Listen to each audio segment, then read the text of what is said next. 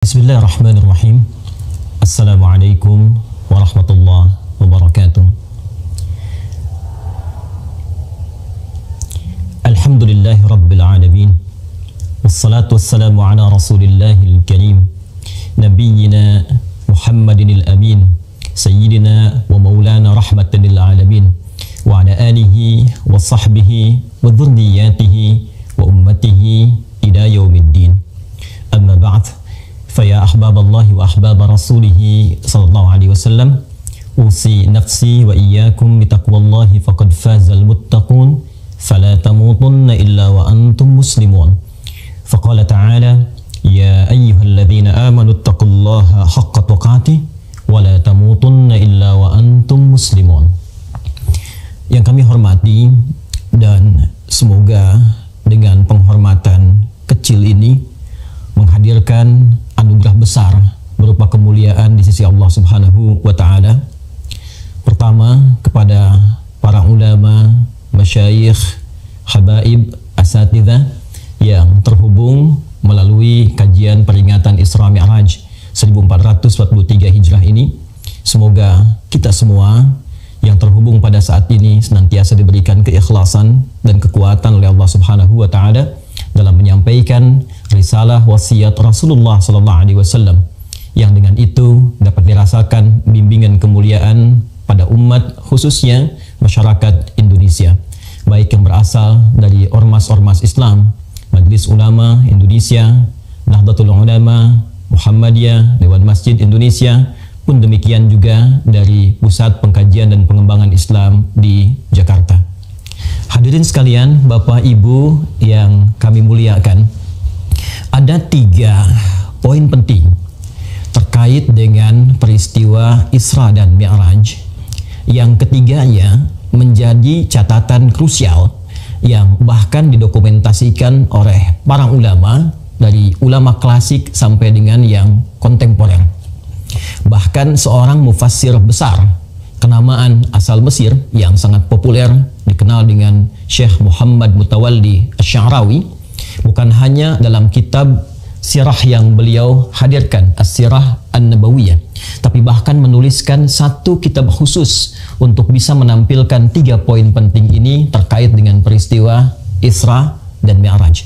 Bukan hanya ulama tafsir, bahkan kita akan dapati para pakar hadis pun tidak ketinggalan, bukan hanya menghadirkan hadis-hadis sahih yang tercantum dalam Sahih Al-Bukhari, Sahih Muslim, bahkan Al-Imam At-Tabrani bukan hanya dalam kitab Al-Mu'jam Al-Kabirnya, tapi dalam kitab Ad-Du'a mendokumentasikan bagian-bagian penting dari perjalanan peristiwa Isra Mi'raj ini, yang diharapkan menjadi panduan berkehidupan bagi seluruh kita umat Islam khususnya, atau bahkan inspirasi bagi manusia pada umumnya, bagaimana menghadapi situasi-situasi krusial dalam kehidupan, bagaimana cara mendekat kepada Allah Subhanahu wa taala, dan bagian terakhir berinteraksi secara utuh dan paripurna dalam berkehidupan sampai kembali kepada Allah Subhanahu wa taala. 3 bagian ini yang kita akan coba batasi dalam tausiah singkat di kesempatan kali ini, dan semoga Allah memberikan kemudahan dalam menyampaikan, memahami, dan mengamalkan apa yang telah kita pelajari nanti. Para hadirin sekalian, dan mohon izin kepada para ulama, tidak bermaksud untuk menggurui, namun menghadirkan kembali apa yang guru-guru telah kita ajarkan kepada kita semua. Peristiwa Isra Mi'raj bagian pertama diawali pada tahun ke-10 dari kenabian Rasulullah sallallahu alaihi wasallam, bukan ke-10 Hijrah, tapi 10 kenabian dari Rasulullah sallallahu alaihi wasallam saat dilantik menjadi nabi dan rasul. Diawali di bulan Ramadan saat wafatnya Sayyidah Khadijah radhiyallahu taala anha. Pun demikian wafatnya paman Nabi tercinta Abu Talib. Wafat paman dan istri tercinta ini yang sejatinya sudah dipahami dan diketahui oleh kita semua bahwa keduanya adalah tameng terdekat Rasulullah SAW dalam berdakwah.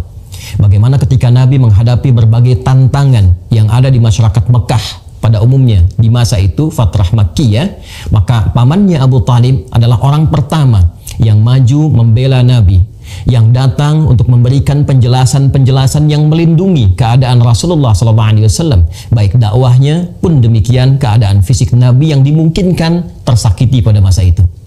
Bila pun ada kesulitan di luar ketika menyampaikan risalah, maka pulang ke rumah. Di rumah pun Nabi SAW mendapatkan pencerahan, perlindungan yang menenteramkan, rasa kasih yang mendamaikan. Bukan hanya dari keadaan di luar yang mendapatkan, boleh jadi intimidasi, serangan-serangan, persekusi, tapi bahkan tatkala mendapati awal perjumpaan dengan malaikat Jibril alaihi salam saat menerima puncak wahyu itu, maka Sayyidah Khadijah adalah sosok yang paling menenangkan, yang paling mendamaikan, yang paling menguatkan. Jadi di luar ketika Nabi mendapatkan gangguan, ada tameng dari pamannya Abu Talib, dan di dalam rumah ketika membawa kegelisahan, ada pendamai yang menenteramkan, yang berwujud sosok istri yang paling dicintai, yaitu Sayyidah Khadijah radhiyallahu taala anha.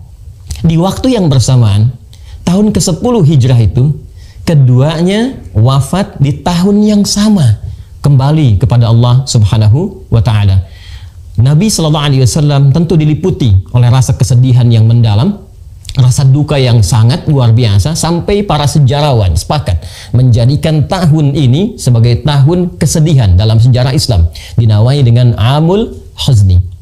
Dalam keadaan demikian, maka Nabi menghadapi satu realita. Di luar yang tadinya ada pembela, ada perisai, ketika hilang perisai itu, maka cacian, intimidasi, persekusi dirasakan langsung oleh Nabi SAW tanpa sekat dalam menyampaikan risalah dakwah itu. Pulang ke rumah pun, yang biasanya ada yang menenteramkan, yang memberikan kedamaian, yang memberikan kekuatan dengan kata-kata yang meneduhkan itu, sekarang tidak didapati lagi. Maka Nabi melihat ada peluang harapan di suku terhormat di luar wilayah Mekah Al-Mukarramah, sekitar 100 km. Beliau mencoba untuk menempuh perjalanan ke satu wilayah yang dikenal dengan nama Taif, masuk wilayah Hijaz. Mekah Al-Madinah 400 kilo jaraknya dari Mekah, kemudian Taif 100 km jaraknya dari kota Mekah Al-Mukarramah. Beliau berharap ada satu suku yang terhormat bernama Bani Thaqif, yang diharapkan bila di Mekah ditolak, maka penduduk Taif khususnya dari Bani Thaqif bisa menerima dakwah Rasulullah SAW, bisa menjadi penopang, pemberi kekuatan, pemberi perlindungan dari risalah dakwah yang tengah beliau jalankan. Lalu diajaklah kemudian menyertai anak angkat beliau pada masa itu, yaitu Zaid bin Harithah, untuk menemani risalah dakwah Nabi SAW keluar sementara waktu dari Mekah, menghindari konflik sosial yang bahkan serangan-serangan muncul pada masa itu, dan berangkatlah berjalan kaki. Kita garis bawahi, berjalan kaki 100 km ke wilayah Taif. Namun apa yang terjadi? Ternyata Masya Allah, ketika sampai di Taif, harapan yang membumbung tinggi itu, yang diharapkan dakwah bisa disambut dengan ketenangan, kenyamanan, penerimaan yang baik, tapi ternyata asa yang dihadirkan tidak sesuai dengan kenyataan yang dihadapi, realita yang muncul. Ternyata alih-alih penduduk Taif, khususnya Bani Thaqif yang diharapkan datang menyambut dengan kehormatan, ternyata mereka merespon dengan tindakan-tindakan yang bukan hanya mengecewakan, tapi bahkan menyakiti. Bila di Mekah Nabi mendapatkan perlakuan dari caci maki, lemparan kata-kata yang kotor, maka di Taif bahkan lemparan kata itu bukan hanya berubah menjadi makian, tapi juga lemparan sesungguhnya berupa bebatuan. Betapa Nabi SAW mengalami situasi yang menyakitkan, bukan hanya kepada batin kalau kita tarik kepada situasi kita saat ini, tapi kaki beliau terluka. Zaid bin Harithah menjadi tameng sampai kepala bagian belakangnya pun kemudian terluka. Dan keduanya memutuskan untuk mundur sejenak, beristirahat di satu kebun kurma milik dua anak dari seorang bernama Rabi'ah. Dan disinilah kisah dan hikmah bermula, pengantar pada peristiwa pertama yang mengantarkan pada Isra dan Mi'raj. Ketika beliau sedang istirahat itu, maka malaikat Jibril diperintahkan oleh Allah Subhanahu wa taala untuk menyampaikan pesan kepada malaikat penjaga bukit di Taif itu. Mintakan kepada Muhammad sallallahu alaihi wasallam, Sayyidina Rasulullah, mintakan apapun yang diminta, taati. Di sini titik pembelajaran yang penting untuk kita semua, Bapak dan Ibu sekalian. Seperti telah kita ketahui, ketika sampai malaikat penjaga bukit itu dan menyampaikan, ya Rasulullah Muhammad sallallahu alaihi wasallam, apa yang engkau perintahkan aku taati. Sekiranya engkau perintahkan aku saat ini untuk mengangkat bukit di Taif ini dan menimpakan kepada penduduk yang telah menyakitimu, maka seketika aku akan lakukan. Maka mari kita lihat bagaimana jawaban Rasulullah SAW di bagian pertama pembahasan tentang Isra Mi'raj ini, yang jawaban inilah kemudian didokumentasikan secara lengkap oleh Al-Imam At-Tabrani dalam kitabnya Ad-Du'a, pun dikuatkan dalam kitab Mu'jamnya. Dan ini bagian terpenting yang mengantarkan pada peristiwa Isra dan Mi'raj. Apa jawaban Nabi? Nabi mengatakan, "La, jangan lakukan. Fa innahum qaumun la ya'lamun." Boleh jadi mereka menghadirkan respon yang menyakiti itu, yang melukai itu, bukan karena diniatkan untuk sengaja melukai, bukan karena diniatkan untuk sengaja menyakiti, namun mereka melakukannya karena boleh jadi mereka belum tahu saja hakikat tentang sesuatu. Mereka belum tahu tentang manfaat agama ini.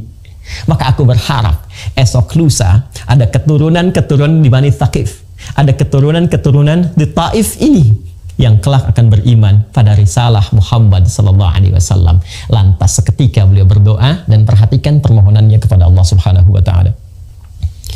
Ilahi, ilaika ashku dha'fa quwwati wa qillata hilati wa hawani 'alan nas.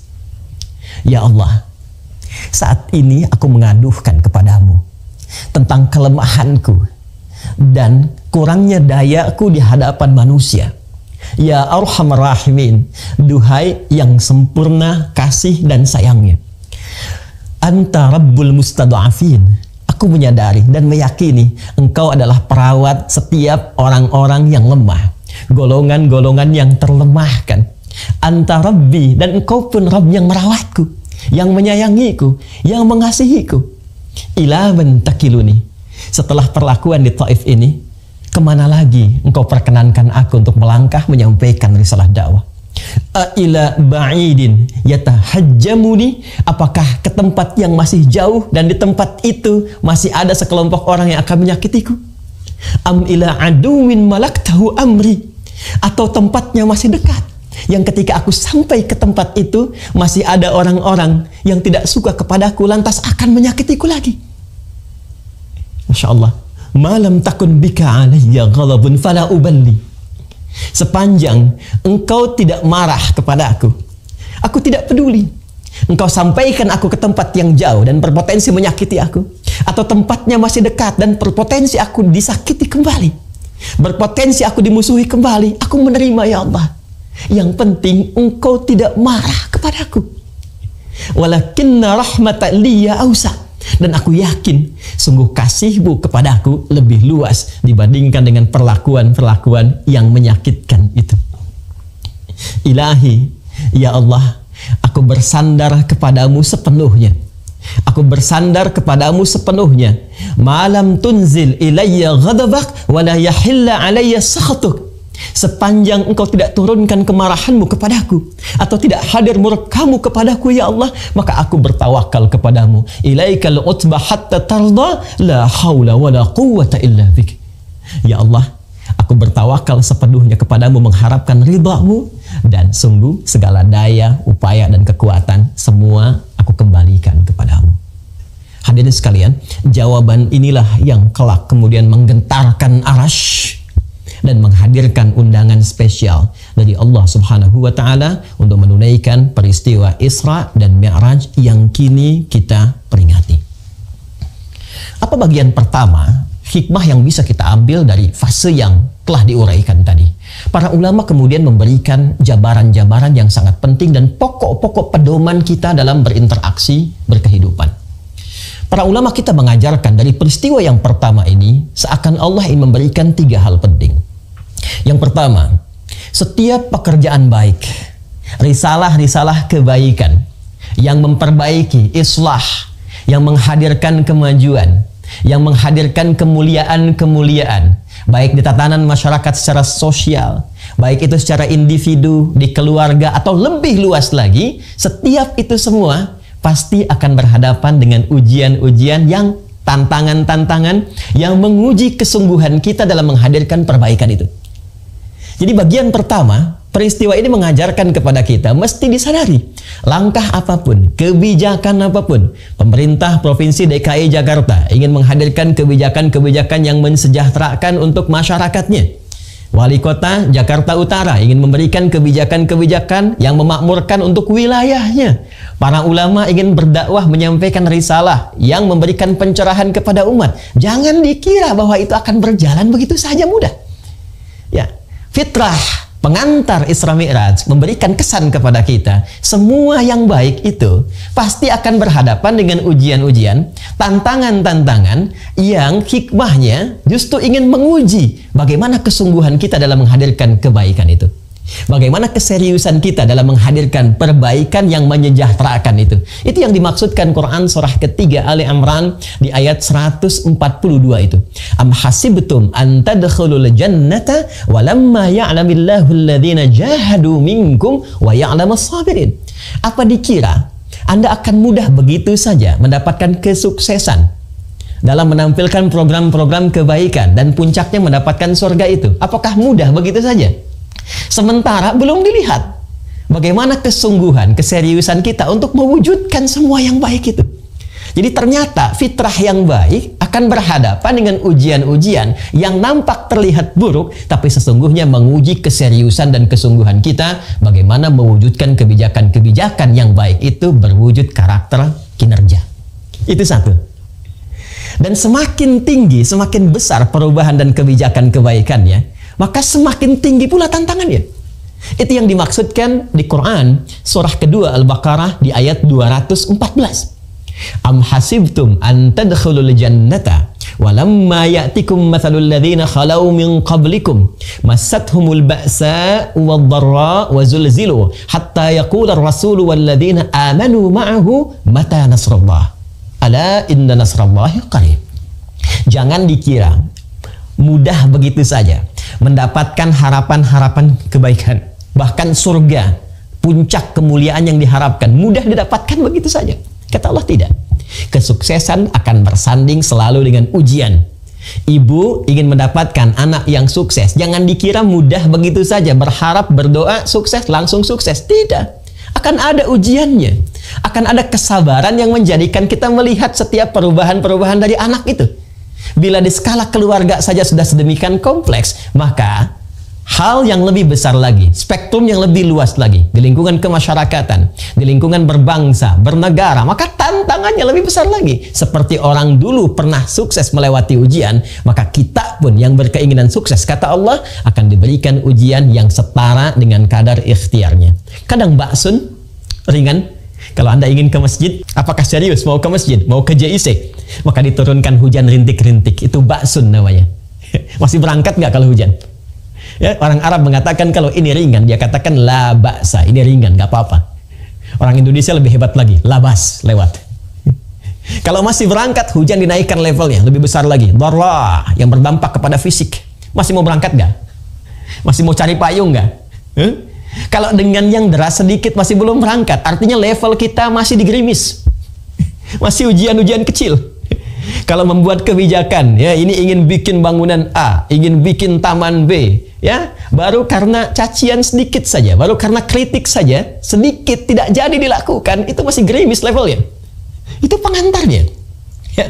Maka yang paling menarik ketika Anda melangkah pada kebijakan yang besar, dakwah yang besar, risalah yang besar, wazulzilu. Terkadang Allah hadirkan ujian-ujian yang menggoncang kepada jiwa. Zilzal itu seperti gempa. Ya, pikiran kita gempa. Bagaimana merencanakan ini? Tantangannya lebih besar. Hati kita gempa. Kadang-kadang malam nggak bisa tidur. Ya, ada pekerjaan di suami di kantor jadi bermasalah. Pulang ke rumah istri jadi pikiran, itu zilzal, gempa. Ya, wazulzilu. Ya, normal. Rasul pun mengalami itu. Hatta yaqula ar-rasul walladzina amanu ma'ahu mata nasrullah. Rasul mengalami itu. Nabi mengalami itu. Karena fitrah kesuksesan yang besar akan menghadirkan fitrah ujian yang menguji kesungguhan kita untuk mewujudkan segala kebesaran yang diharapkan itu. Itu bagian yang pertama. Bagian yang kedua masih dalam segmen pertama, pra, Isra, dan Mi'raj. Pelajaran ini mengantarkan kesan kepada kita bahwa bagaimana sikap Rasulullah SAW melihat secara proporsional dan elegan segala respon yang beliau terima dalam menyampaikan risalah kebaikan itu. Tadi kita katakan, tidak semua orang-orang yang berhadapan dengan kebijakan kita, baik di pemerintahan misalnya, atau bahkan dalam dakwah ketika menyampaikan, boleh jadi nggak semuanya sependapat. Dan di antara yang tidak sependapat itu, mungkin boleh jadi akan mencibir, boleh jadi akan mencela, boleh jadi akan mengkritik. Indahnya narasi pengantar Isra Mi'raj mengajarkan kepada kita sikapi semua respon itu secara proporsional. Seperti Nabi mengajarkan. Tidak semua yang mengkritik kemudian harus balas dengan cacian. Tidak semua yang memberikan masukan-masukan walaupun tidak menyenangkan, lantas kemudian kita respon dengan tindakan yang kontraproduktif. Tidak. Ya, perhatikan bagaimana Nabi merespon. La fa innahum qaumun la ya'lamun. Itu yang hilang sekarang di kita. Di spirit Isra Mi'raj mengantarkan kita untuk berpikir dengan jernih, membangun ukhuwah bukan terpecah belah, mencintai bukan menyakiti, merangkul bukan memukul. Ini satu fenomena yang kita hadapi sekarang ini. Bagaimana masyarakat terpolarisasi secara luas, ya, saling mencela satu dengan yang lainnya, padahal ayatnya kita hafal.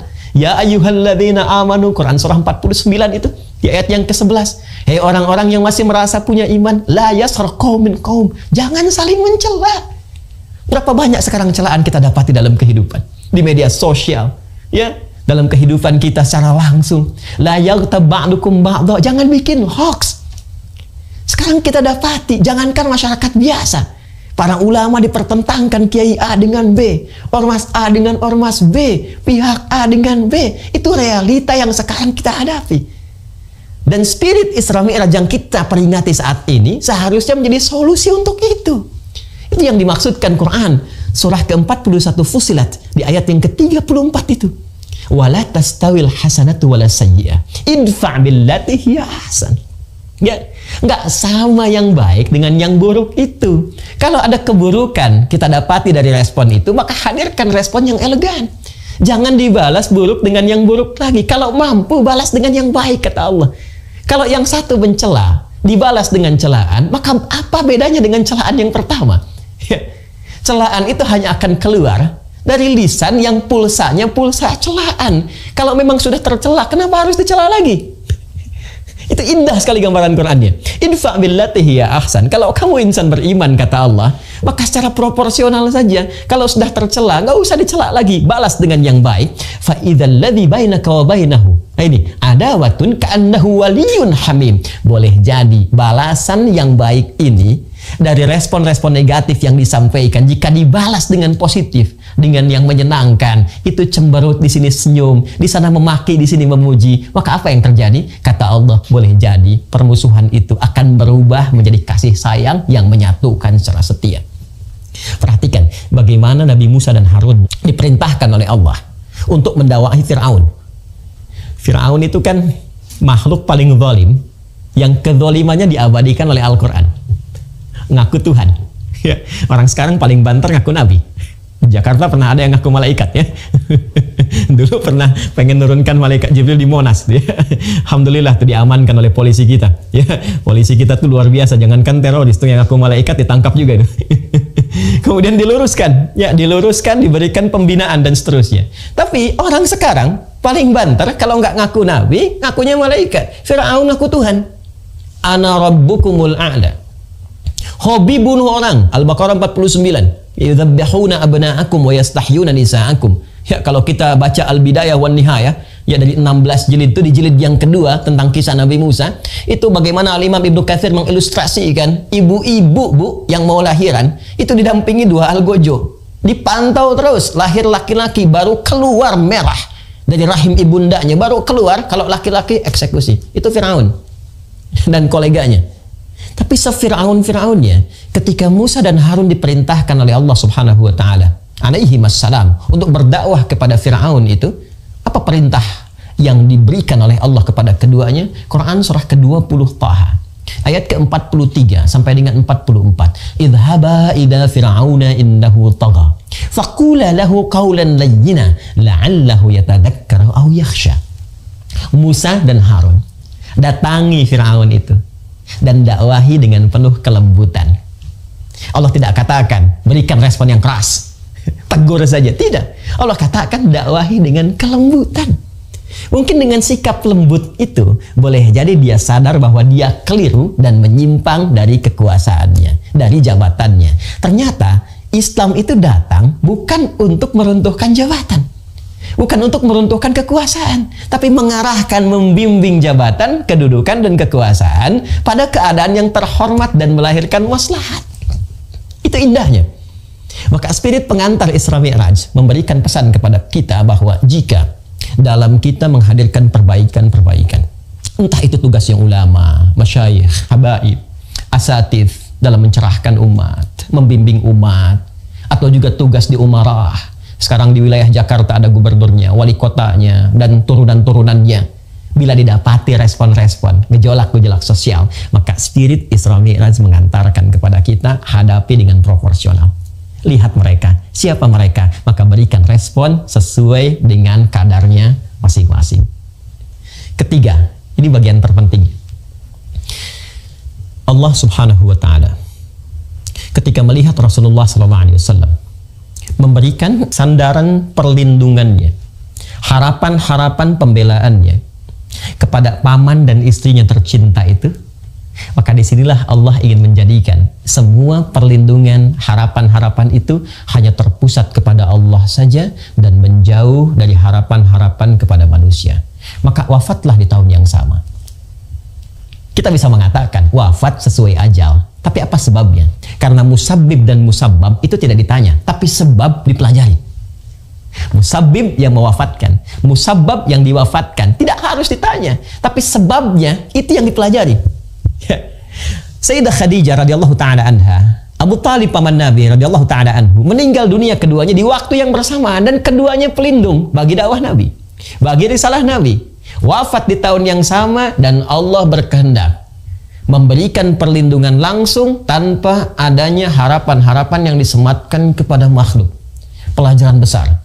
Seakan Allah ingin memberikan gambaran. Jika kita bersandar pada teman, itu bagus. Boleh jadi dalam lingkungan dakwah kita punya sahabat. Kiai A bersahabat dengan Kiai B, dengan Habib C, dengan Ustadz D, ya dengan Syekh C. Di pemerintahan ada sahabat, gubernur bersahabat dengan sekda, wali kota bersahabat dengan wakilnya, dengan staf-stafnya, semua menjamu persahabatan untuk bersinergi menyukseskan program yang telah dipersiapkan. Tapi bersandar kepada sahabat itu tidak akan abadi. Kalau bukan terbatas karena kedudukan, kalau sudah tidak menjabat lagi, sulit untuk mewujudkan bersama-sama. Apalagi kalau sudah batas kehidupannya berakhir. Sahabat kita meninggal, siapa yang jadikan sandaran? Alih-alih kita bersandar kepadanya, dia yang bersandar kepada kita untuk kita menggotong jenazahnya. Betapa banyak sekarang pejabat, bahkan Pak Gub saja, berapa banyak kemudian karena pandemi COVID kita berdoa kepada Allah, semoga yang telah berpulang dinilai sebagai syuhada, orang-orang baik yang dirahmati. Tapi kita belajar dari situ, berapa banyak kita menggotong sahabat kita, mengangkat jenazah mereka, mengantarkan ke kuburan. Dan terkadang merekalah orang terdekat yang memberikan inspirasi dalam kehidupan. Pak Sekda Allah yarham Saifullah Yusuf, orang baik yang kami juga mengetahui, Masya Allah, ya, pada akhirnya kembali kepada Allah. Dan puncaknya kita pada akhirnya kembali kepada Allah. Ya, Masya Allah. Ya, teman-teman sekalian, Bapak Ibu sekalian, yang ingin saya tekankan adalah peristiwa ini memberikan kesan kepada kita. Kalau ingin mendapatkan perlindungan sempurna, kalau ingin mendapatkan bimbingan sempurna, maka arahkan semua harapan-harapan itu pada satu titik saja. Arahkan semua permohonan perlindungan itu kepada Zat yang Maha Menguasai saja. Tidak salah kita berteman, tidak salah kita menggantungkan harapan, tapi puncak seluruh harapan, arahkan seluruhnya kepada Allah saja. Ketika kawan-kawan di lingkungan kita memiliki keterbatasan dan ketergantungan kita hanya kepada Allah, maka Allah akan memberikan perlindungan tanpa ada batas, bahkan dari segala hal yang dianggap mustahil oleh manusia. Itu yang kemudian mengantarkan Nabi Muhammad SAW setelah menyadari sepenuhnya bahwa peristiwa wafatnya Sayyidah Khadijah, peristiwa wafatnya Abu Talib adalah peristiwa pengantar, jembatan yang menghadirkan kuatnya tawakal kepada Allah.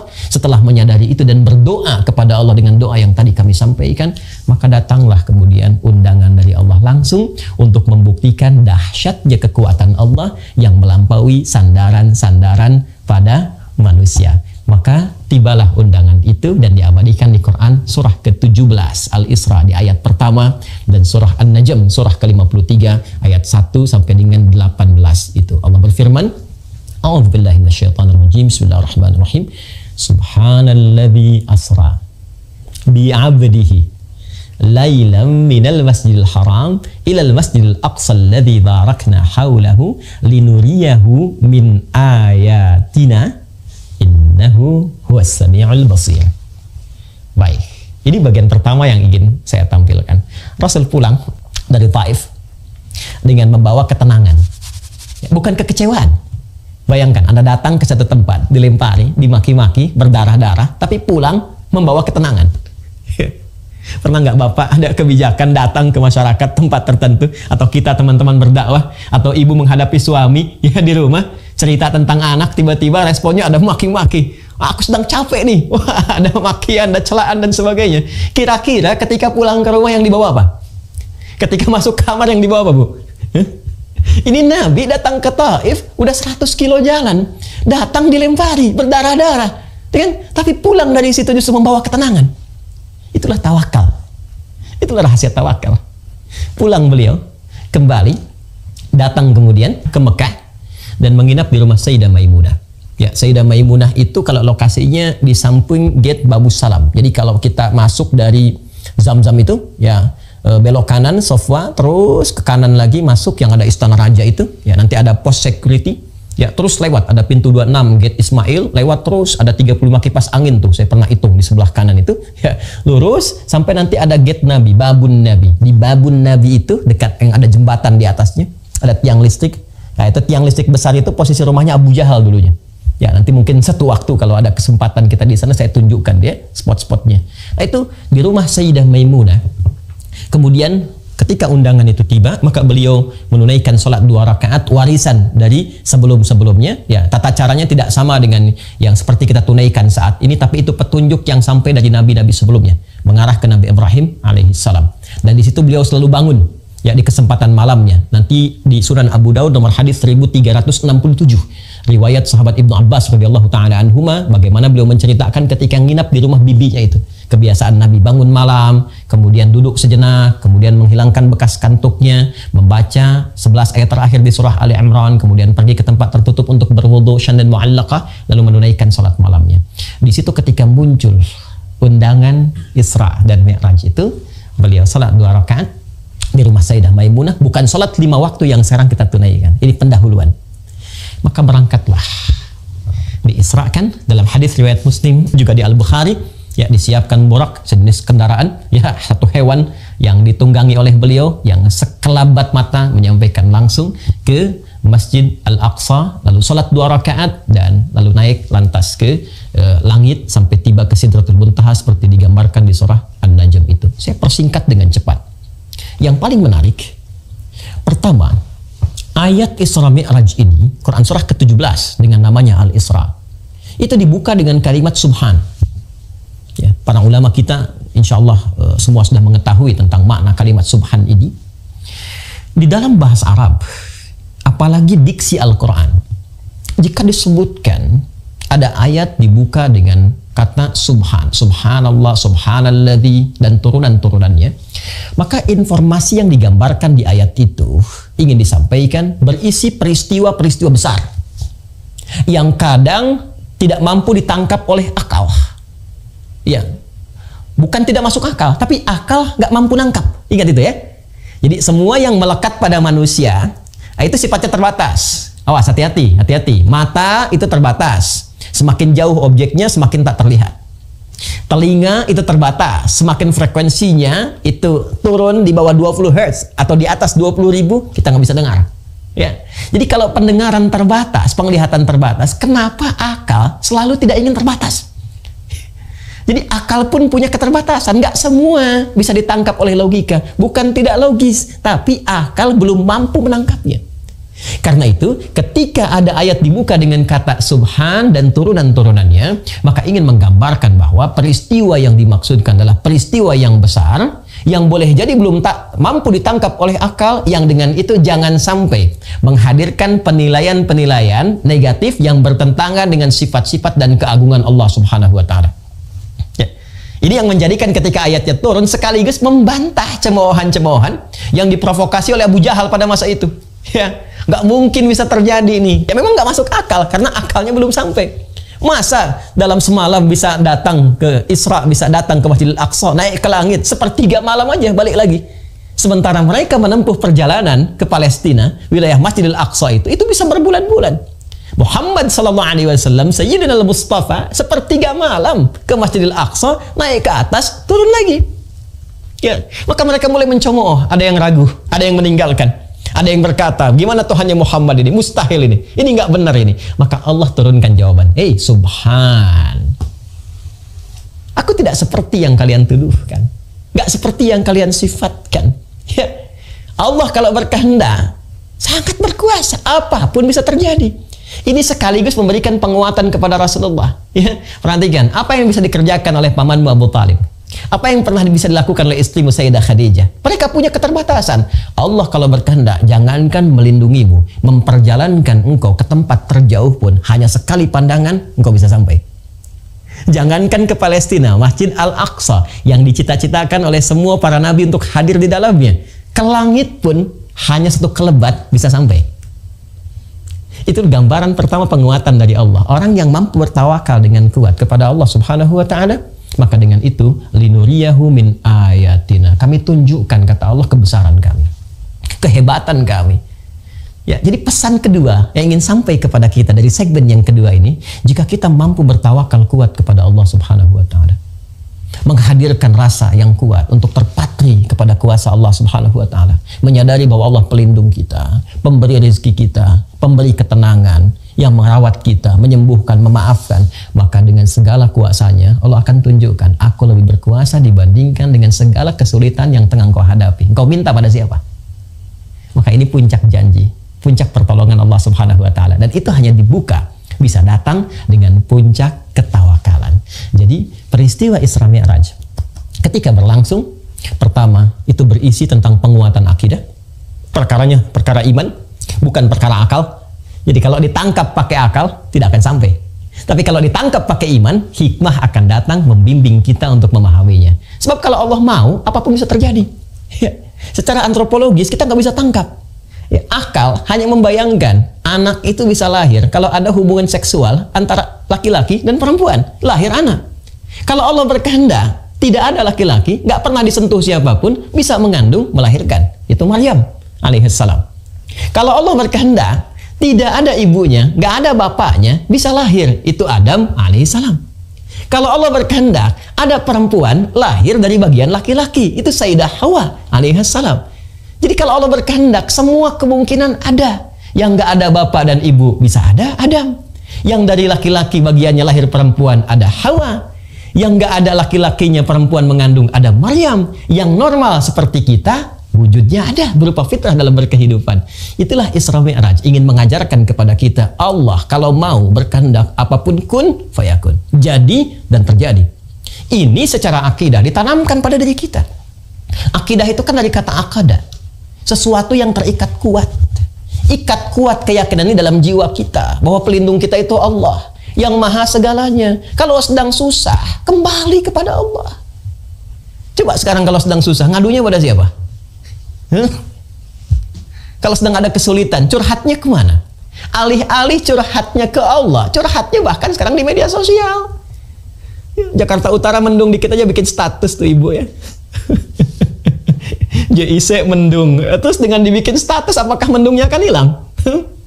Nggak nyangka ya, nyangka tuh. Apakah dengan membuat di media sosial status, solusi akan tiba? Tidak. Bahkan kadang-kadang bisa melebarkan persoalan. Tunggu komen dari si A, tunggu komen dari si B, tunggu komen dari si C. Ujung-ujungnya hanya ngerumpi saja. Masalahnya nggak tuntas. Maka itulah akidah. Maka Isra Mi'raj mengajarkan kepada kita, ikat dalam jiwa kita. Akada, ikat dengan kuat, jangan sampai lepas. Makanya nikah itu disebut dengan akad pembukaannya. Memberikan pesan dijaga dengan kuat, pertahankan. Ya, penjagaan kepada keyakinan kita disebut akidah. Kuatkan dalam jiwa kita, ikat bingkai yang 6 simpul itu, yang rukun iman itu. Puncak pertamanya adalah kepada Allah. Kalau tawakalnya kuat, selesai masalah. Karena kita punya Allah. Ini yang kurang sekarang, kita punya Allah. Ya, kalau kita sandarkan semua kepada Allah, minta ya Allah, tuntaskan pandemi, tuntaskan konflik sosial, tuntaskan kegelisahan, semua istighatsah. Kembali kepada Allah minta. Lalu Allah berikan petunjuk lewat hikmah, ditunjukkan. Ini yang terjadi kepada Rasulullah SAW. Langit pertama ketika naik sampai ke Sidratul Muntaha. Dari mulai Nabi Adam alaihissalam, Nabi Isa alaihissalam, Nabi Yusuf alaihissalam, sampai terus ke atas. Puncak ke-7 Nabi Ibrahim alaihissalam. Ya, 6 Nabi Musa, 7 Nabi Ibrahim alaihissalam, sampai diperlihatkan bagaimana akhir kehidupan itu. Ini Muhammad SAW. Untuk apa marah dulu?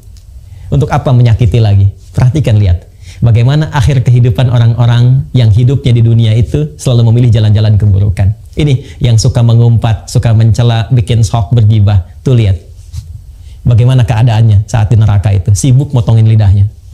Ini yang berzina, ini yang suka membunuh, ini yang begini. Ditampakkan kepada Rasulullah SAW. Ini akhir kebaikannya, ini akhir kemuliaannya, ini surga untuk insan beriman, ini amalannya, dan seterusnya. Selain memberikan kekuatan, perjalanan spiritual sesuai dengan wujud kita, sesuai dengan judul yang kita cantumkan di tema kita kali ini. Perjalanan spiritual itu menampilkan ma'rifat dan hakikat dari kehidupan.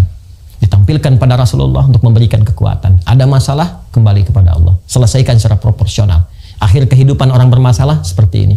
Tapi kamu punya tugas, jangan sampai mereka terus salah. Arahkan kepada yang soleh. Kalau soleh, akhirnya akan begini. Maka berikan bimbingan ini pada umatmu. Naik terus sampai ke atas. Sekarang timbul pertanyaannya. Kalau jalan mendapatkan rahmat Allah, perlindungannya, akhir yang baik dari soleh dengan surga itu jalannya tawakal, maka bagaimana cara bertawakal itu? Seperti apa jalannya? Maka itulah yang menjadikan Rasulullah SAW sampai ke tingkat yang tertingginya. Inda sidratil muntaha, indaha jannatul ma'wa. Idh yaghsha sidrata ma yaghsha, ma zaghal basar wa ma tagha, laqad ra'a min ayati rabbihil kubra. Masya Allah. Surah An-Najm. Naik ke atas, berjumpa langsung dengan Allah Subhanahu wa Ta'ala, dan disampaikan at-tahiyyatu lillah.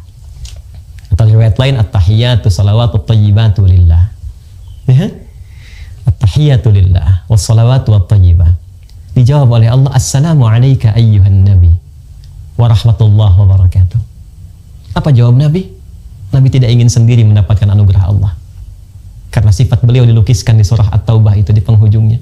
Laqad ja'akum rasulun min anfusikum azizun 'alaihi ma 'anittum harisun 'alaikum bil mu'minina raufur rahim. Telah tiba di kalangan kalian seorang rasul dari kalangan kalian.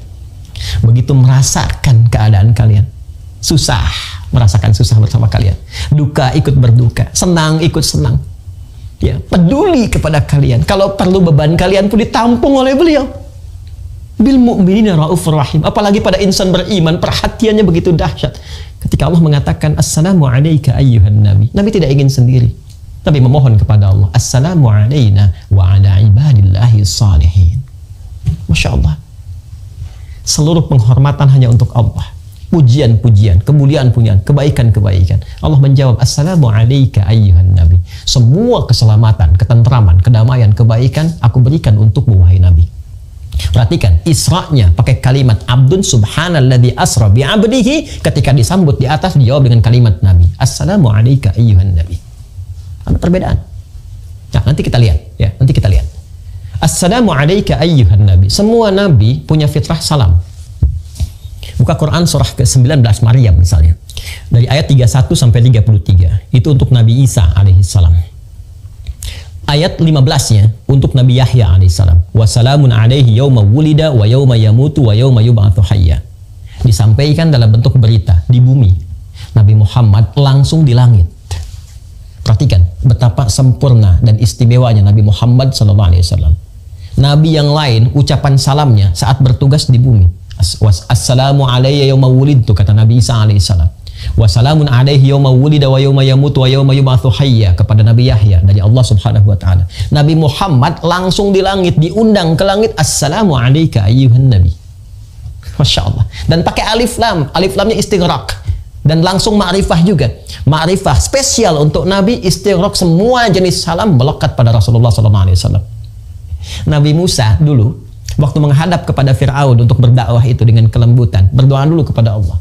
Rabbi shrahli sadri, wa yassirli amri, wahlul uqdatam min lisani yafqahu qawli.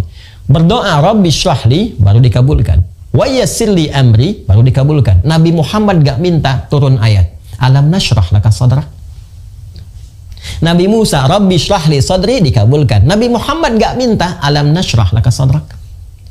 Nabi Musa minta, wa yassirli amri, dikabulkan. Nabi Muhammad gak minta, wa nuyassiruka lil yusra.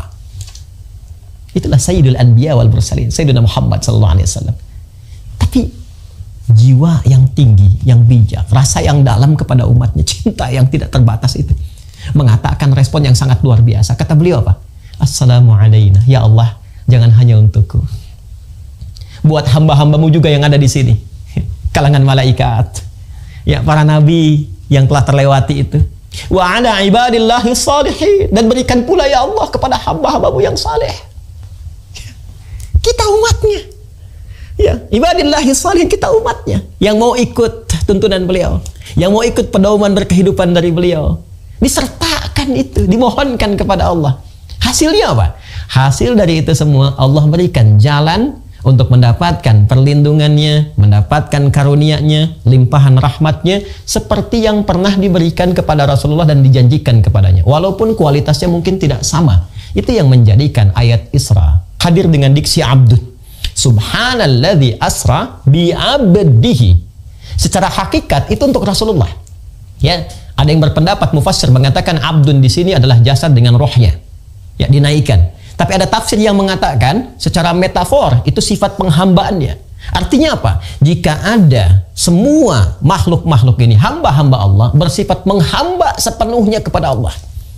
Jadi kalau kita menghamba sepenuhnya, bukan hanya Nabi, bukan hanya Rasul, kita pun kalau kita mau menghamba kepada Allah, bertawakal kepada Allah, sujud kepada Allah, maka akan mendapatkan perlindungan yang serupa yang Allah berikan kepada Nabi Muhammad SAW, walaupun dengan kualitas yang tidak sama dan situasi yang berbeda. Jadi kesan yang indah. Jadi kalau kita mau menghamba, istri yang menghamba, suami yang menghamba, saat sulit, Allah akan tolong kesulitan di keluarga. Pegawai yang menghamba, pejabat yang menghamba, ulama yang menghamba, ditolong oleh Allah. Ya. Nah, sekarang jalan untuk menghamba itu seperti apa? Abdun itu kan dari kata abada, ya'budu, ya kan? Abdun jamaknya disebut dengan ibad. Ya? Bagaimana cara menghambanya? Maka cara menghamba ini tiada lain adalah dengan cara meningkatkan tawakal yang didasari dengan sinyal iman. Di tawakal itu asalnya dari iman. Imannya naik, dengan iman naik, tawakal itu akan hadir dan kuat dengan sendirinya. Itu rumus di Quran surah ke-8 Al-Anfal di ayat yang kedua. Innamal mu'minuna alladzina idza dzukirallahu wajilat qulubuhum wa idza tuliyat 'alaihim ayatuhu zadathum imana wa 'ala rabbihim yatawakkalun. Perhatikan ujungnya. Sungguh insan beriman yang sejati itu cirinya, jika disebutkan nama Allah ada getaran dalam hatinya. Yuk dicek ya.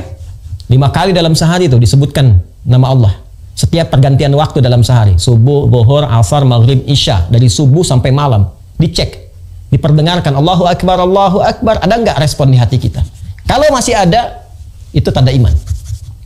Tapi apakah iman itu kuat atau tidak? Ya, tergantung kepada sifat tawakalnya. Bagaimana supaya kuat? Latih. Wa idza tuliyat 'alaihim ayatuhu. Jika dibacakan, ditampakkan, dilihatkan pada mereka ayat-ayat Allah. Dan Isra Mi'raj itu bagian dari ayat Allah. Baca lagi.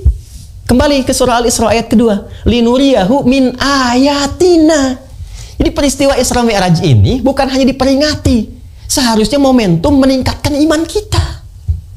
Ini spirit kita harus bertambah. Jadi bukan tiap tahun secara formalitas kita memperingati peringatan Isra Mi'raj. Alhamdulillah bagus. Tapi apa hasilnya? Kata Allah bukan sekedar yang pertama tadi, harus ada peningkatan kualitas iman, peningkatan tawakal, wa ala rabbihim yatawakkalun. Sekarang kita bertanya, bagaimana cara menguatkan iman itu yang bisa mendatangkan kekuatan tawakal? Itulah bagian segmen ketiga dari pembahasan di pertemuan kita kali ini yang menghadirkan oleh-oleh dari peristiwa Isra dan Mi'raj berupa ibadah salat. Berupa ibadah salat. Jadi ternyata salat itu bukan sekedar ibadah wajib yang secara formal harus kita tunaikan. Tidak. Desain sholat itu bukan sekedar perintah yang harus dilakukan untuk ibadah semata-mata. Tidak. Tapi ada feedbacknya kepada kita. Ada timbal balik. Ternyata itulah wasilah yang bisa meningkatkan iman kita. Dan saat yang bersamaan menghubungkan kita untuk terhubung kuat dengan Allah Subhanahu wa Ta'ala. Yang lewat hubungan kuat ini datanglah perlindungan dan semua limpahan keberkahan-keberkahan. Karena itulah Bapak Ibu sekalian, namanya disebut dengan sholat. Kalau ngaji fikih klasik kita dapati as-sholat hiya doa. Sholat itu arti pokoknya sama dengan doa. Tapi kalau kita ngaji kedalaman di bahasanya, kata sholah akarnya seakar dengan kata wasala, yasilu silatan wasolatan. Sesuatu yang terhubung dengan kuat. Ada silaturahmi, ya. Sekarang Bapak Ibu sedang bersilaturahim, hybrid. Ada yang di JIC ketemu, ya, kuat. Sekarang kita lewat Zoom, ya. Suksesnya pertemuan ini bukan sekarang saat jumpa, nanti saat pulang, ya, kita ingat lagi, saling mendoakan, saling menyapa, saling memberi kabar. Itulah silah. Hubungan kuat yang tidak dipisahkan oleh ruang dan waktu. Ibadah yang melatih kita supaya terus terhubung kuat dengan Allah sehingga tak terpisahkan di setiap ruang dan waktu. Ke kantor ingat Allah, jalan ingat Allah, kerja ingat Allah, di rumah tangga ingat Allah. Ibadah itu disebut sholat. Karena itu nama lain sholat itu zikir. Zikir itu ingat, eling. Buka Quran surah keempat, An-Nisa ayat 103. Fa idza qadaytumus sholata fadhkurullaha qiyaman wa qu'udan wa 'ala junubikum. Kalau kamu selesai menunaikan sholat, maka keberhasilan itu bisa dilihat. Kalau setelah sholat, ingat sama Allah, terhubung. Tuh. Quran surah ke-20, Toha, ayat ke-14. Wa aqimis sholata li dzikri. Tunaikan sholat sebagai zikir kepadaku. Jadi kalau orang sholatnya benar, apa yang terjadi? Ada ketersambungan, konektivitas dia dengan Allah Subhanahu wa Ta'ala. Kalau ingat kepada Allah, pasti akan terlindungi. Perlindungan pertama dari maksiat. Gak ada orang ingat Allah itu bisa korupsi. Saat korupsi, dia ingat Allah. Gak mungkin korupsi. La yasrikul mu'min indama yasrik fahuwa mu'min. Kata Nabi, gak mungkin orang beriman itu mencuri, ketika mencuri masih ada iman dalam dirinya. Karena ingat Allah. Gak mungkin keluar dari JIC setelah menunaikan ibadah sholat Jumat atau sholat fardu. Tiba-tiba keluar tertukar sandal. Mustahil. Sebab saat akan dipakai, ingat Allah. Wah, yang saya yang mana ya? Saya kayaknya yang ini ya. Padahal dia masuk gak pakai sandal. Ini gak mungkin terjadi. Gak mungkin salah ketik ketika bertugas. Karena tahu diawasi oleh Allah. Terhubung. Kalau konektivitasnya tinggi, itu yang menjadikan perlindungan Allah datang, menjaga dari perbuatan buruk. Ketika yang buruk itu dapat dihindarkan, maka yang baik akan datang. Rahmat Allah, perlindungan, kebaikan, kemuliaan. Itu yang menjadikan kekuatan iman bertambah. Karena itulah kalimat sholat pertama dalam Al-Quran itu dibuka dengan kata iman. Buka Quran surah kedua Al-Baqarah di ayat yang ketiga. Sebelum Allah menyebutkan sholatnya, imannya dulu yang ditampilkan. Alladzina yu'minuna bil ghaib wa yuqimunas shalah. Ya, cara meningkatkan ketakwaan, kemuliaan, kebaikan dengan cara meningkatkan iman itu dengan baik. Setelah iman itu meningkat, apa yang terjadi? Latih dia. Dengan apa? Dengan sholat. Alladzina yu'minuna bil ghaib wa yuqimunas shalah. Dan dahsyatnya, ikatan iman yang diaktifkan lewat sholat itu ternyata itu penanda pertama penghambaan kita kepada Allah Subhanahu wa Ta'ala. Masih ingat ayatnya yang di Al-Isra ayat kedua? Subhanalladzi asra bi'abdihi. Tadi saya katakan abdun akarnya dari kata abada, ya'budu. Ya? Kemudian apa lagi? Orangnya abdun. Jamaknya disebut dengan ibad. Perintahnya u'bud. Sekarang perhatikan, setelah kita menghamba kepada Allah, datang menuhankan Allah Subhanahu wa Ta'ala dan mengatakan dari kita hamba, apa perintahnya? Pindah ke Quran surah ke-20 Toha ayat ke-14. Innani anallah la ilaha illa ana fa'budni. Fa'budni. Kata Allah, sungguh akulah Allah. Nggak ada Tuhan yang layak dipertuhankan, disembah kecuali aku. Fa'budni, perintahnya pakai fi'il amr. Ubud. Ya, kalau kita lakukan, maka yang melakukannya disebut dengan abdun. Jamaknya disebut dengan ibadun. Sembah aku, kata Allah, menghamba kepada aku. Kita bertanya bagaimana caranya ya Allah? Teruskan ayatnya. Wa aqimis sholata lidzikri. Menghamba itu caranya dengan menunaikan sholat. Jadi sholat itu identitas penghambaan kita kepada Allah yang menunjukkan kekuatan dan keberadaan iman. Ya, setelah itu iman menguat, dipakai sholat. Dalam sholat kita mengaku hamba, kita ikrarkan. Apa kalimatnya? Ya, turunan dari kata abdun lagi. Ya, apa yang kita katakan? Iyyaka na'budu wa iyyaka nasta'in. Allahu akbar. Coba lihat. Subhanalladzi asra bi 'abdihi 'abada. Perintahnya ubud. Ya, innani anallahu la ilaha illa ana fa'budni. Kemudian kita menghamba dengan menunaikan sholat. Wa aqimis sholata lidzikri. Saat sholat kita katakan, kami hamba ya Allah. Sekarang kami menghamba seperti engkau perintahkan. Engkau minta kami menuhan kamu, kami menuhankanmu ya Allah. Kau minta kami menyembahmu, kami menyembahmu ya Allah. Engkau minta sholat, kami sholat ya Allah. Iyyaka na'budu. Masya Allah. Ketika ada kalimat iyyaka na'budu, apa jawab Allah? Perhatikan, bukankah Nabi ketika naik ke atas peristiwa Mi'raj itu diberikan perlindungan oleh Allah? Jaminan perlindungan, jaminan kekuatan, jaminan kebaikan, jaminan pertolongan dari semua persoalan-persoalan yang dihadapi. Pertolongan ma'unah. Minta tolong, ista'ana yasta'inu. Kita minta tolong, nasta'in. Baik ya? Menghamba, persamaannya diberikan pertolongan. Sekarang kita meminta kepada Allah, ya Allah, Engkau katakan syarat menghamba itu, ya, kami mesti tulus, dan dengan menghamba itu hasilnya kami mendapatkan perlindungan darimu, pertolonganmu. Sekarang kami minta, langsung diajarkan oleh Allah kalimatnya, iyyaka na'budu wa iyyaka nasta'in. Iyyaka na'budu wa iyyaka nasta'in. Oke, tadi saya katakan seperti Nabi mendapatkan pertolongan dari Allah, kita pun kalau menghamba akan ditolong. Walaupun kadarnya berbeda, sesuai dengan ketakwaan dan kesungguhan kita menunaikan penghambaan pada Allah. Iyyaka na'budu wa iyyaka nasta'in. Ya. Karena itulah perintah sholat dibuka dalam Al-Quran itu disandingkan dengan permintaan tolong. Buka Quran surah kedua Al-Baqarah di ayat ke-45. Wasta'inu bis-sabri was-salah. Kalau engkau punya persoalan dalam kehidupan, kata Allah, terima dulu. Karena masalah itu datang bukan ingin membuat engkau bermasalah, tapi tadi spirit pertama Isra Mi'raj untuk menguji kesungguhan engkau. Apakah benar engkau ingin meningkatkan kualitas hidup?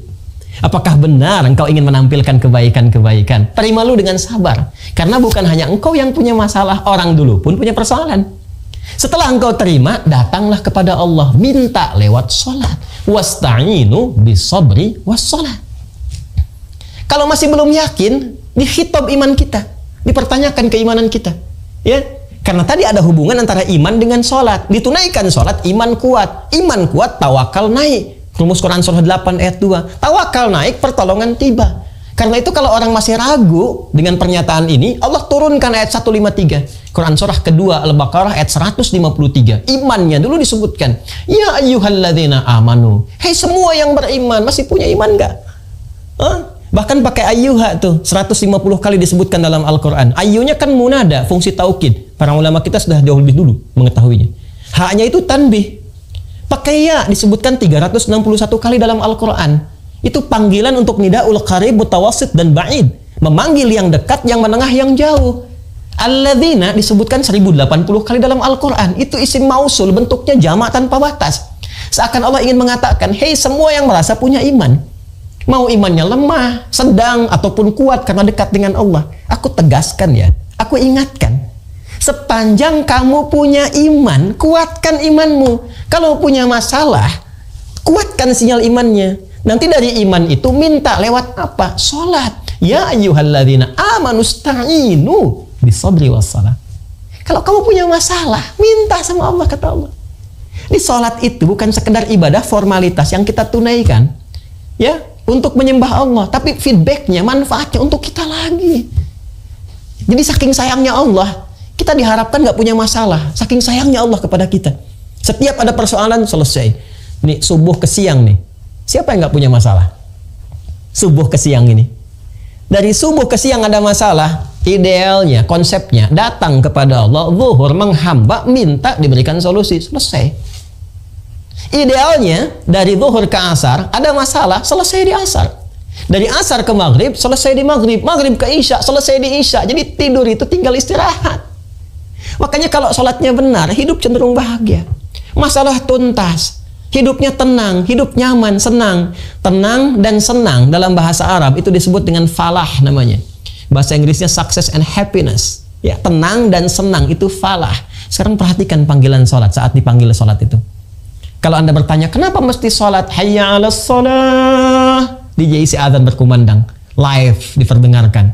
Jangankan Indonesia, dunia mendengar. Ya. Lalu Anda bertanya, kenapa harus sholat ya Allah? Dijawab lihat suara muadzin. Hayya 'alal falah. Supaya kamu bahagia, masalah kamu tuntas, kamu senang, kamu tenang, persoalan selesai. Itu konsepsinya. Karena itu di hadis qudsi dari sahabat Abu Hurairah radhiyallahu taala anhu, ketika sampai kita sholat pada kalimat iyyaka na'budu wa iyyaka nasta'in. Perhatikan hadis qudsinya. Ya, saya bacakan dari kalimat pertamanya. Ya, qala Rasulullah sallallahu alaihi wasallam, qala Allah azza wa jalla. Hadisnya qudsi. Qasamtu shalah baini wa baina 'abdi 'ala nisfain. Aku bagi sholat, kata Allah, antara aku dengan hambaku pada dua bagian. Wali abdi masal. Dan kalau hambaku benar menunaikan sholat itu, maka apapun yang ia minta, aku akan berikan. Itu standarnya. Apapun yang diminta akan Allah kabulkan, sepanjang itu jadi kebutuhan. Karena Allah hanya mengabulkan apa yang dibutuhkan, bukan mengabulkan apa yang diinginkan. Perhatikan hadisnya. Idza qala al-'abdu alhamdulillahi rabbil alamin. Saat seorang hamba, kalimatnya abdun, abdu. Lihat derivasinya, ya. Perubahan katanya di ilmu sharaf. Abada, ya'budu, u'bud, abdun, ibad, na'bud. Idza qala al-'abdu alhamdulillahi rabbil alamin. Jika seorang hamba telah sampai pada kalimat alhamdulillahi rabbil alamin. Ya, alhamdulillahi rabbil alamin. Qala Allah azza wa jalla, hamadani 'abdi. Itu Bu, Pak. Kata-kata kita dalam sholat dijawab oleh Allah. Hambaku sedang memujiku. Wa idza qala al-'abdu ar-rahmanir rahim. Jika hamba berkata ar-rahmanir rahim, qala Allah azza wa jalla athna 'alayya 'abdi. Ketika hamba berkata ar-rahmanir rahim, dijawab oleh Allah, hambaku sedang menyanjungku. Wa idza qala al-'abdu maliki yaumiddin. Ketika hamba berkata maliki yaumiddin, qala Allah azza wa jalla, Allah menjawab majjadani 'abdi, hambaku sedang mengagungkanku. Sekarang perhatikan. Wa idza qala al-'abdu iyyaka na'budu wa iyyaka nasta'in. Ya Allah, sekarang aku menghamba kepadamu seperti apa yang kau perintahkan. Kau katakan menghamba, aku menghamba. Kau katakan sholat, aku sholat. Wa iyyaka nasta'in. Sekarang aku punya persoalan dalam kehidupan. Dan kau maha tahu ya Allah dengan itu semua. Aku mohon solusinya darimu. Aku minta tolong hanya kepadamu. Apa jawabannya? Kalau Allah azza wa jalla, Allah menjawab, hadza baini wa baina abdi wa li abdi ma sa'al. Inilah perjanjian antara aku dengan hambaku. Kalau hambaku benar sholatnya sampai ke kalimat ini, apapun sekarang yang dia minta, aku akan berikan. Allahu akbar. Ini rahasia dalam sholat, Bu, Pak. Jadi sholat itu untuk kita. Sholat itu anugerah, bukan sekedar oleh-oleh dari Isra Mi'raj yang kita katakan tingkatkan sholat, tapi kita mesti lihat ada apa di balik sholat itu. Ini yang menjadikan, Bu, Pak, semua nabi rasul itu sholat. Coba cek dalam Al-Quran. Dan mereka semua ketika ada persoalan itu sholat, menyampaikan hajatnya kepada Allah. Ya, silahkan cek Nabi Zakaria. Ya, itu mendapatkan ujian, belum mendapat keturunan dalam tempo waktu yang lama itu di surat Maryam itu kan. Ya, dari ayat kedua itu sampai ayat ke-15 sampai dapatnya. Itu kan doanya tuh sangat lirih sekali. Ya Rabbi inni wahanal azmu minni washta'ala ra'su syaiba wa lam akum bidu'aika rabbi syaqiyya. Dari rambut hitam sampai memutih, belum dapat keturunan, fisiknya sudah letih. Istri secara medis, maaf ibu, secara medis istri beliau divonis menopause dan mandul. Elisabeth namanya, istri Nabi Zakaria itu, saudaranya Imran ya dengan Hannah. Apa yang terjadi? Sholatnya spesial, ditunaikan di mihrabnya Maryam. Pindah surahnya ke surah ketiga Ali Imran ayat 38 sampai 39. Ditunaikan sholat di mihrabnya Maryam, cari tempat yang mustajab. Ya. Apa yang terjadi? Perhatikan ayatnya, viral sampai dengan sekarang. Hunalika da'a Zakaria rabbah. Di mihrab itu Nabi Zakaria kemudian salat, memohon kepada Allah, berdoa. Qala rabbi habli min ladunka dzurriyyatan thayyibah innaka sami'ud du'a. Ya Allah, mereka mengatakan memvonis istriku tak mungkin punya keturunan. Kata mereka, nggak mungkin aku punya anak. Istriku divonis secara medis monopause dan mandul, nggak mungkin punya keturunan. Maka aku hanya meminta kepadamu, sang pemberi tanpa punya batas. Sifat Allah yang memberi tanpa batas disebut dengan Wahhab. Qala rabbi habli, ya Allah yang engkau memberi tanpa batasan. Mereka mengatakan aku punya keterbatasan, engkau tak punya batas. Mohon anugerahkan keturunan darimu saja. Hanya engkau yang mampu mendengar doaku. Kalau pada yang maha mengabulkan doa, pada yang maha mendengar tidak mengabulkan, lantas kepada siapa lagi aku mesti memohon? Apa yang terjadi? Perhatikan ayat 39-nya. Itu baru minta Pak, Bu. Belum selesai sholatnya. Baru berdoa dalam sholat. Sholatnya belum selesai, masih berdiri. Sholat belum selesai. Bahasa Arabnya berdiri itu qaim, qaimun. Masih sholat, yusolli. Tiba-tiba turun malaikat langsung. Pakai fa lagi. Para ulama kita, Masya Allah, para masyayikh, ya, lebih mengetahui daripada kami. Fa itu kan di ilmu nahwu harfu atfin rabitin baina syai'aini bila hudud. Huruf yang menyambungkan konjungsi dua peristiwa tanpa jeda. Peristiwa pertama berdoa, peristiwa kedua dikabulkan doa. Antara berdoa dengan dikabulkan nggak ada jedanya, Pak. Orang Betawi bilang nggak pakai lama gitu. Fanadathu, seketika turun malaikat menyeru kepada Nabi Zakaria. Fanadatul malaikatu, perhatikan syahidnya. Wa huwa qaimun yusalli fil mihrab. Annallahu yubashshiruka bi Yahya. Turun malaikat sedangkan beliau masih berdiri dalam sholatnya, baru selesai doa, belum selesai sholat. Jadi kalau sholatnya benar, kita berdoa, belum selesai sholat pun dijawab, Pak. Bu, itu yang menjadikan semua nabi sholat. Ya, Nabi Isa ketika lahir, ya, itu sudah dalam buayan ibunya sudah mengatakan, mendeklarasikan saya sholat. Buka Quran surah ke-19, ya, surah Maryam ayat 31 sampai 33. Ayat 31 sampai 33. Wa ja'alani mubarakan aina ma kuntu wa awsani bis shalah. Allah memberkahi aku dan juga ibuku. Allah mewasiatkan kepadaku supaya aku salat. Nabi Isa, Yesus, Mesias, salat. Nabi Musa sebelumnya salat. Quran surah ke-20 ayat ke-14. Innani anallahu la ilaha illa ana fa'budni wa aqimis salata li dzikri. Itu perintah Allah pada Nabi Musa. Tarik jauh lagi, Nabi Ibrahim salat. Bahkan ke Ismail, ke anaknya, meminta sholat. Nabi Ismail itu minta kepada keluarganya sholat. Buka Quran 19, surah Maryam, ayat ke-55. Wa kana ya'muru ahlahu bis sholah. Kan? Baik ya? Wa kana ya'muru ahlahu bis sholah. Nabi Ibrahim mengatakan, inna sholati wa nusuki wa mahya wa mamati lillahi rabbil alamin. Yang diviralkan nanti oleh Sayyidina Ali, iftitahnya Nabi SAW di Sunan Abu Dawud itu. Ya kan? Jadi semua sholat. Jadi kalau kita tarik dari Nabi Muhammad SAW sampai ke Nabi Adam, semua sholat. Ya, Muhammad bin Abdullah bin Abdul Muttalib bin Hashim bin Abdul Manaf bin Qusay bin Murrah bin Kilab bin Ka'ab bin Ghalib bin Fihir bin Malik bin Nadar bin Khuzaimah bin Mudrika bin Ilyas bin Nizar bin Mudar bin Ma'ad bin Addi bin Adnan bin Adri bin Muqawwam bin Nahur bin Tarikh bin Ya'rub bin Yasjub bin Nabit bin Ismail alaihissalam bin Ibrahim alaihissalam bin Azar au bin Nahur bin Abir bin Kinan bin Arfakhshad bin Sam bin Nuh alaihissalam bin Mihlail Batushala bin Kinan bin Anwas bin Tis bin Adam alaihissalam. Salat. Jadi Nabi sholat, Rasul sholat. Kita bukan Nabi, bukan Rasul. Males sholat, tapi pengen ditolong. Siapa kita? Kan jadi aneh. Kan jadi aneh tuh. Kalau ingat almarhum Abang Daki Hizadun MZ itu kan kita jadi senyum sendiri gitu kan. Kan banyak di anekdot dari beliau itu. Ya, ketika susah mengatakan, aku sedang diuji. Ya, ikut sekolah nggak pernah, tapi pengen ujian. Sekolah di mana pengen ujian? Ya. Kita mengatakan diuji, tapi nggak pernah dekat sama Allah. Ya gimana mau diuji? ini gambaran gitu ya. Jadi Bapak Ibu sekalian, saya ingin katakan bahwa sholat itu penting. Ternyata manfaatnya untuk kita. Dan keterkaitannya dengan Isra Mi'raj, tadi saya uraikan. Secara ayat sudah ada. Secara kalimat saya terangkan hubungannya. Secara hadis ada. Ini sejarah pun nampak. Kurang apa lagi? Qurannya ada, hadisnya ada. Ayatnya terhubung, sosoknya ada, di sejarah diakui, diperingati oleh kita sampai sekarang setelah 15 abad. Pertanyaannya, hasil dari sholat itu hadir nggak dalam kehidupan kita? Coba kita cek itu. 1. Menjadikan kita terlindung dari maksiat. Quran surah ke-29 ayat ke-45. Innas sholata tanha 'anil fahsya wal munkar. Sholat mencegah, melindungi kita dari perbuatan maksiat. Sumbernya cuma 2. Kalau bukan fahsya, itu mungkar. Fahsyah itu keburukan yang bersumber dari syahwat. Pornografi, porno aksi, LGBT, itu fahsyah. Mungkar keburukan dari syahwat perut dan akal. Ya, kebohongan, dusta, pertengkaran, perselisihan, korupsi, nepotisme, itu bagian dari mungkar. Orang sholat tuh nggak akan mengerjakan itu karena terlindungi. Jari orang tahiyat nggak akan pernah dipakai maksiat. Jari orang tahiyat nggak akan pernah dipakai maksiat.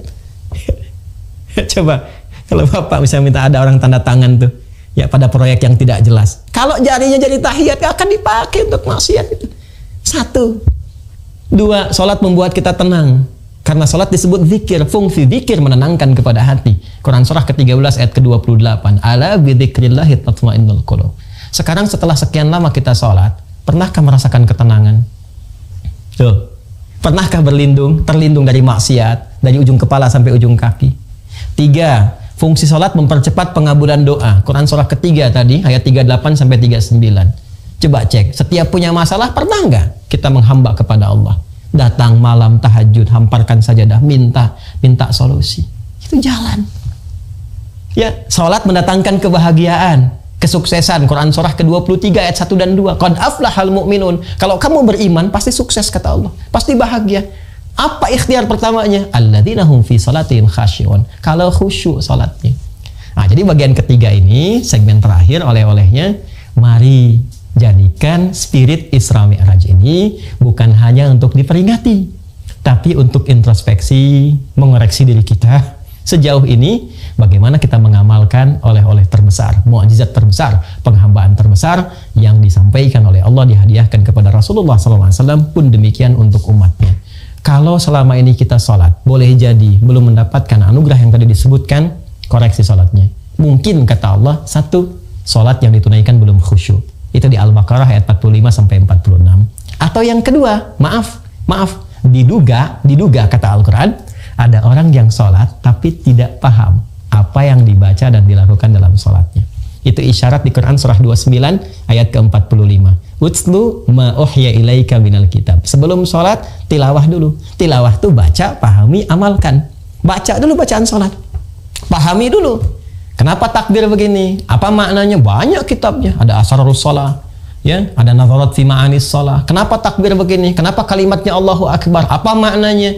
Jangan-jangan setiap sholat Allahu Akbar, tapi dalam kehidupan merasa akbar. Akbar dengan jabatan, akbar dengan harta, sehingga angkuh kepada teman sendiri, sombong dengan orang lain, merasa yang paling hebat, merasa yang paling berilmu, yang lain rendah semua. Ada orang salah, dieksplorasi kesalahannya, sementara kebaikannya mungkin masih banyak. Katanya Allahu Akbar, tapi kenapa merasa akbar dalam kehidupan? Katanya Allahumma ba'id, minta diampuni dosa, tapi masih berdosa.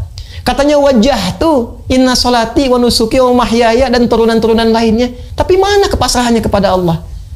Mana tawakalnya? Ini yang patut kita kaji lagi. Kita mesti belajar pada ulama kita lagi. Alhamdulillah, Masya Allah, sekarang di EJIC berkumpul. Dari MUI ada, dari Ormas ada, dari Nahdlatul Ulama, dari Muhammadiyah, dari DMI, dari JIC-nya, Masya Allah. Kayak Subki mudah-mudahan berkah dalam mengelola, ya. Kayak Dr. Didi juga berkah semuanya. Dan saya bermohon, berharap para ulama kita tanpa bermaksud untuk mengajari, mohon izin, sudah saatnya kita meneruskan perjuangan dari orang tua kita, para ulama-ulama terdahulu, untuk merangkul, mendamaikan, mencerahkan, menyinergikan, dan membangun, bersinergi dengan semua lapisan masyarakat di kehidupan berbangsa bertanah air. Saya itu Pak Ibu selalu menghadirkan di bendera nih, di setiap kesempatan tausiah saya.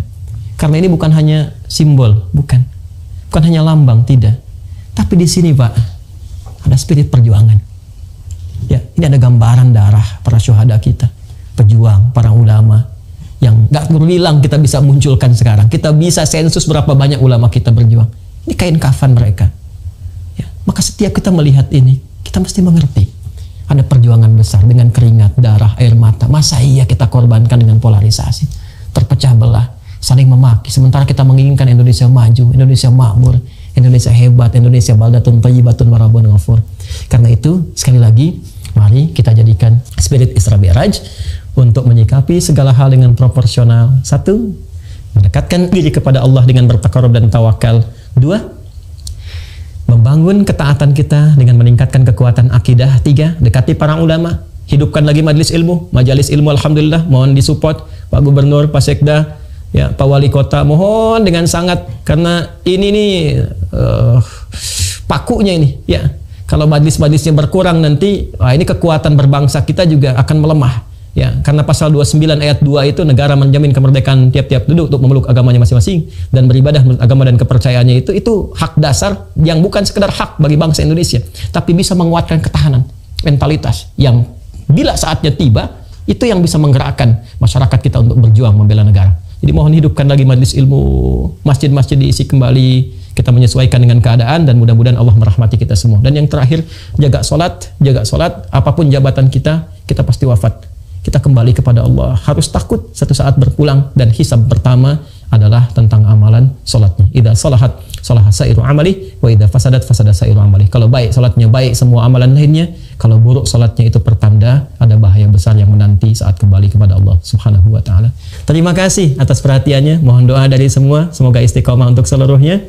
Allahumma taqabbal minna innaka antas samiul alim wa tub alaina innaka antat tawwabur rahim.